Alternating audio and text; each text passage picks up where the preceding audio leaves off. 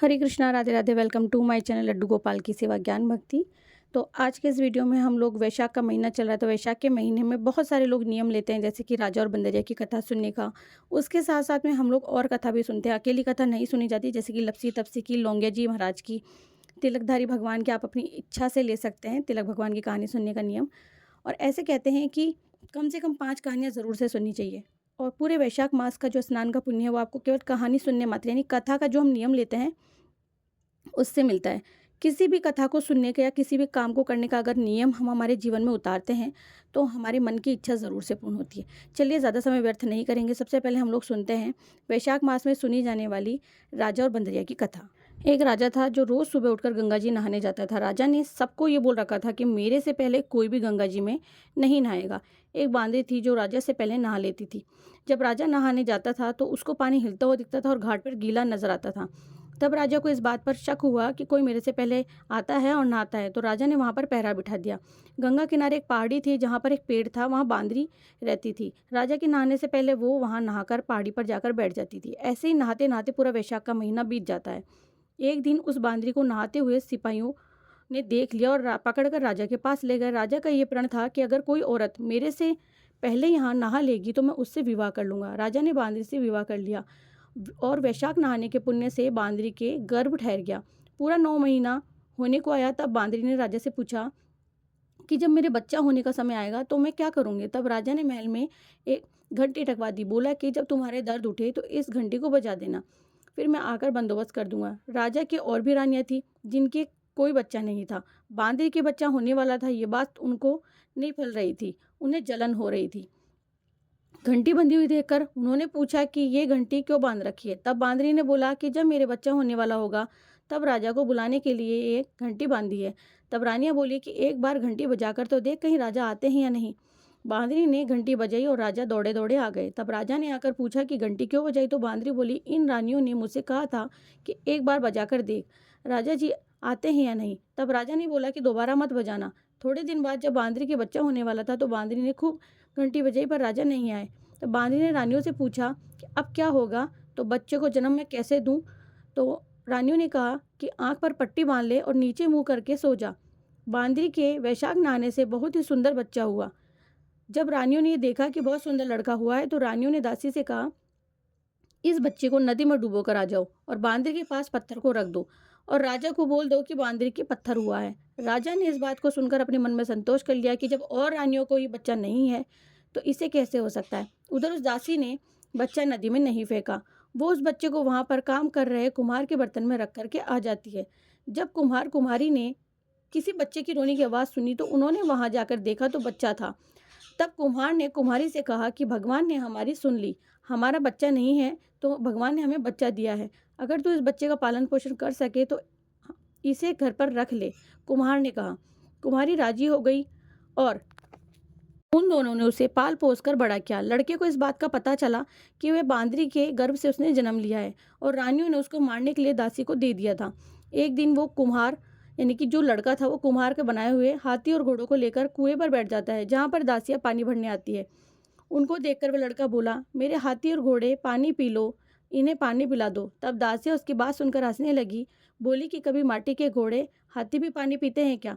तब लड़का बोला, कभी बांदरी के भी पत्थर होता है क्या। फिर क्या था, ये बात दासियों ने रानियों से जाकर कह दी। यह बात सुनकर रानियों ने जहर का लड्डू बनाकर कुम्हार के लड़के के लिए भेज दिया। भगवान की कृपा से जहर के लड्डू गोंद के लड्डू में बदल गए। दूसरे दिन रानियों ने देखा कि वह लड़का नहीं मरा। तब रानियों ने राजा से जिद करके कुम्हार को वहां से देश निकाला दे दिया। कुम्हार जंगल में रहने लगा। गणगौर का महीना आया। कुम्हार का लड़का 101 घड़ों में पानी लेकर वहां बैठ गया और साथ में ही पीपल के पेड़ के नीचे बैठकर उसने आग भी जला ली। साहूकार की बहुत सारी बेटियां, यानी कि 101 बेटियां वहां आकर दूब ले जाने लगी, खेलने कूदने लगी। तो उन्हें प्यास लगी। उस लड़के के पास पानी था। तब लड़का बोला कि मेरे पास पानी है तो मैं तुम्हें एक ही शर्त पर पानी पिलाऊंगा, जब तुम मेरा गमछा पकड़ लोगी और मेरे साथ इस पेड़ के चारों तरफ घूमोगी। तब सारी लड़कियों ने प्यास बुझाने के लिए जैसा उस कुम्हार के बेटे ने कहा वैसा ही किया। कुम्हार का लड़का उस पेड़ और अग्नि के चारों ओर चक्कर लगाता गया। ऐसा करने से सभी लड़कियों की शादी उससे हो गई और उन्हें गर्भ लग गया। जब ये बात उन लड़कियों के माता पिता को पता चली तो उन्होंने उन लड़कियों से पूछा कि ऐसा क्या हुआ। उन्होंने सारा वृत्तांत कह सुनाया। तो उनके माता पिता उस कुम्हार के पास गए, बोले तुम्हारे लड़के ने हमारी लड़कियों से फेरे लिए और शादी कर ली। तो वो बोले कि इन लड़कियों को अब तुम अपने पास ही रखो। तो कुम्हार बोला इतनी सारी लड़कियों का मैं पालन पोषण कैसे करूँगा। तब उनके माता पिता ने उन लड़कियों को बहुत सारा धन देकर वहाँ से विदा किया। थोड़े दिन बाद में कुम्हार के घर 101 पोते हो गए। कुम्हार बोला कि हम पूरी नगरी को जिमाएंगे। तब सब लोग कुम्हार के जिमाने के लिए आए। राजा रानियां सब आए, केवल बांदरी को छोड़कर सब लोग वहां पहुंच गए। तब लड़के ने कहा कि यहाँ वो क्यों नहीं आई।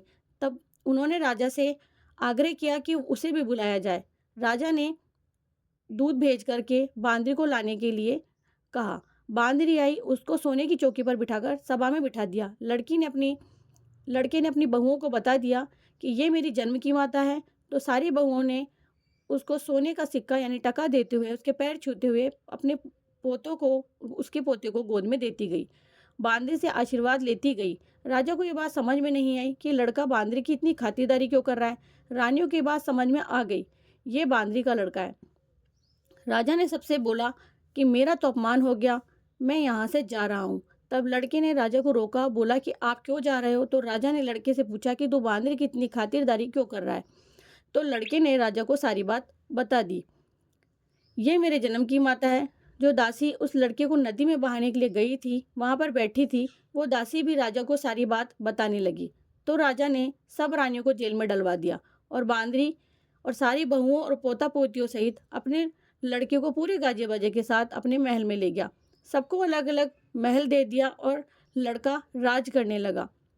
राजा ने कुम्हार से कहा कि आप दोनों भी मेरे साथ चलो, लेकिन कुम्हार राजी नहीं हुआ। फिर राजा ने कुम्हार को बहुत सारा धन दौलत दे करके वहां से विदा किया।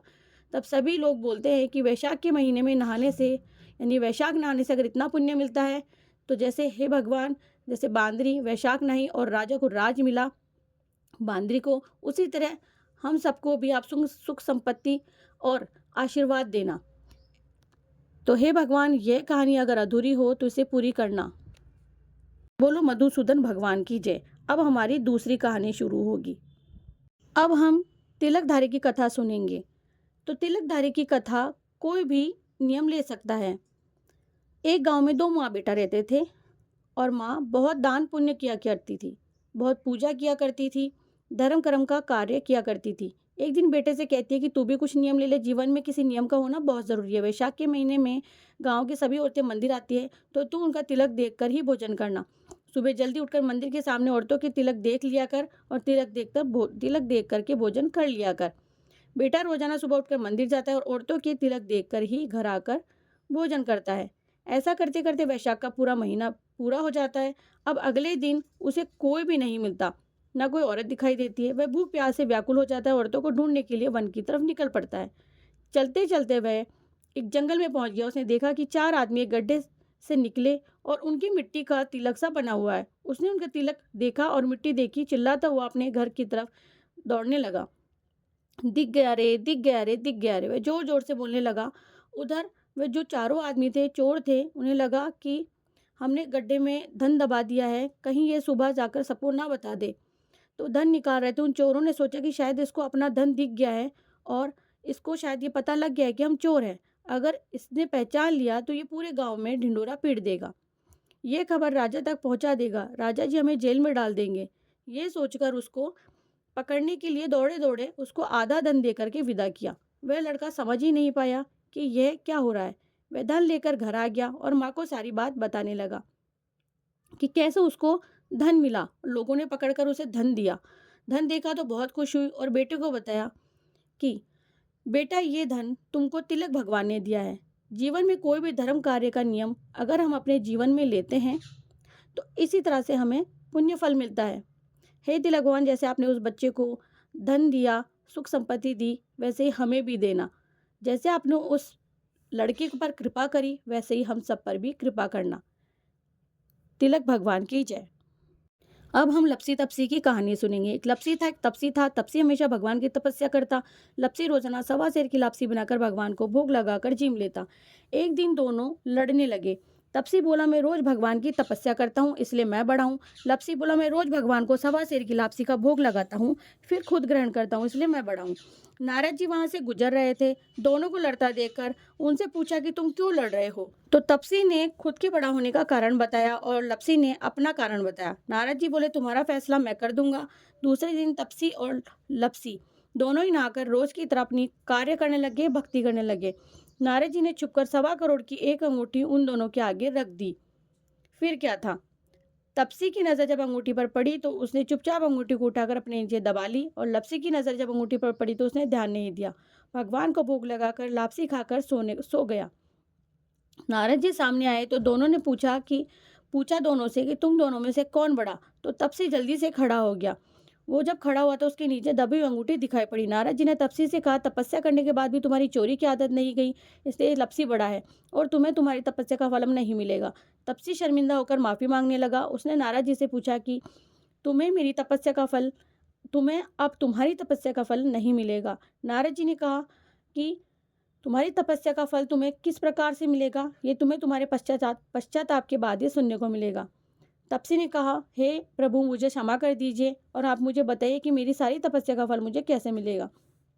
नारद जी ने कहा, यदि कोई गाय कुत्ते को रोटी नहीं देगा उसका फल तुझे, यदि कोई ब्राह्मण को भोजन करवाकर दक्षिणा नहीं देगा उसका फल तुझे, कोई साड़ी देकर ब्लाउज नहीं देगा उसका तुझे, कोई दिए से दिया जलाएगा उसका तुझे, कोई आंगन धोकर के दहली नहीं धोएगा उसका तुझे, कार्तिक की नहाने वाली महिलाएं स्त्रियां कहानी सुनेगी तेरी कहानी नहीं सुनेगी उसका तुझे, कोई कहानी सुनते समय हुंकार नहीं देगा उसका फल भी तुझे मिलेगा। इसी प्रकार से उसी दिन से हर व्रत कथा के साथ में इस कहानी को सुनने का नियम हो गया। हे भगवान, जिस प्रकार से आपने लपसी पर कृपा करी उसी प्रकार से हम सब पर कृपा बनाए रखना। अब हम सुनेंगे लौंगत्या की कहानी। एक लौंगत्या था जो जमुना के तीर पर आकर बैठ जाता था। तो कृष्ण भगवान वहां आते हैं। लौंगत्या उनकी बंसी उठाकर ले जाता है। तो कृष्ण भगवान बोलते हैं, मेरी बंसी कौन ले गया? पेड़ की डाल पे से। लौंगत्या बोला, महाराज मैं ले गया। भगवान बोले, लौंगत्या मेरी बंसी वापस दे दे, पहले मेरी गत मोक्ष करो प्रभु, तभी मैं बंसी वापस दूंगा। कृष्ण भगवान बोले, जा तेरी पोथी पाने लेकर क्या? कृष्ण भगवान ने देखा और बोले, लौंगत्या तेरी गत मुक्त नहीं हो सकती। लौंगत्या बोला, महाराज मेरी तो मोक्ष आपको करनी ही पड़ेगी, नहीं तो मैं आपकी बांसुरी वापस नहीं दूंगा। कृष्ण भगवान बोले, जो चौका लगाकर देहली नहीं धोएगा उसका धर्म पुण्य तुझे मिल जाएगा, बहन को जिमा कर भांजी को नहीं जिमाएगा उसका तुझे मिल जाएगा, पंडित को जिमा के दक्षिणा नहीं देगा उसका तुझे मिल जाएगा, छाने से छाना जो तोड़ेगा उसका धर्म तुझे मिलेगा। छाना कहते हैं कंडे से कंडा। साड़ी देकर जो ब्लाउज नहीं देगा उसका तुझे, कहानी कहने पर तेरा कोई नाम नहीं लेगा उसका धर्म भी तुझे मिलेगा। कार्तिक का महीना आया, औरतों ने कहानी सुनी लेकिन लौंगत्या की कहानी नहीं सुनी। तो इस प्रकार से लौंगत्या की गत मोक्ष हो गई, भगवान को बंसी मिल गई। हे भगवान, जिस प्रकार आपने लौंगत्या पर अपनी कृपा करी उसी प्रकार जैसे आपने उसकी मोक्ष की उसी प्रकार से हमारी भी मोक्ष करना। चलिए अब हम गणेश जी भगवान की कथा सुनते हैं, मेंढक और मेंढकी की। एक बार एक मेंढक और मेंढकी तालाब में रहते थे। मेंढक गणेश जी का बहुत बड़ा भक्त था। वह रोज भगवान गणेश जी की पूजा किया करता था, कोई काम नहीं करता था, बस गणेश जी का नाम जपता रहता था। मेंढकी उससे बहुत परेशान थी। एक दिन मेंढकी ने गणेश जी की मूर्ति छिपा दी। मेंढक आया और गणेश जी की मूर्ति के बारे में पूछने लगा तो मेंढकी ने बोला कि मुझे नहीं पता। एक दिन एक औरत उस तालाब के पास आई और मटके को भर के ले जाने लगी। उसमें वो दोनों चले जाते हैं। मेंढक और मेंढकी मटके के अंदर होते हैं। घर जाकर उस औरत ने उस पतीलों को गैस पर रख दिया। मेंढक और मेंढकी भी साथ में उबलने लगे। मेंढकी मेंढक को बोलने लगी, तुम गणेश जी के बड़े भक्त हो, अपने गणेश जी को याद करो, उन्हें कहो कि हमें बचाए। मेंढक ने सुनकर गणेश जी का नाम जपना शुरू कर दिया। थोड़ी देर बाद में एक सांड आया जो कि भगवान गणेश जी की कृपा से वहां आया था। उसने अपने सींग से मटके पर जोर से मार दिया। मटका जमीन पर गिरकर टूट गया और दोनों मेंढक मेंढकी उछल कर वापस तालाब में चले गए। मेंढकी ने घर जाकर गणेश जी की मूर्ति मेंढक को लौटा दी। उसने भी गणेश जी की पूजा करनी शुरू कर दी। हे ईश्वर, जैसे आपने मेंढक और मेंढकी पर कृपा करी, हे गणेश जी भगवान, वैसे सब पर कृपा करना। तो ये थी वैशाख मास में सुनी जाने वाली 5 कथाएं। इसमें से अगर आप किसी भी एक कहानी को छोड़ते हो तो आपको इन कहानियों को सुनने का पुण्य नहीं मिलता है, ये सत्य है। और एक बात कहना चाहूँगी कि वैशाख मास में अगर आप वैशाख स्नान नहीं कर रहे हो तो केवल आप कोई एक नियम ले लीजिए। जैसे कि मैं हर बार अपनी वीडियो में बताती हूँ कि अपने जीवन में किसी भी नियम का होना ज़रूरी है और पूजा पाठ में भी नियम का होना ज़रूरी होता है। उसी प्रकार से आप भी वैशाख या जो कोई बड़ा महीना होता है कार्तिक का, उसमें कोई भी एक पूजा से संबंधित नियम ज़रूर लें। आशा करती हूँ आपको हमारी वीडियो अच्छी लगेगी। अच्छी लगती है तो वीडियो आगे शेयर कर दीजिएगा। मिलती हूँ नेक्स्ट वीडियो में, तब तक के लिए हरे कृष्णा।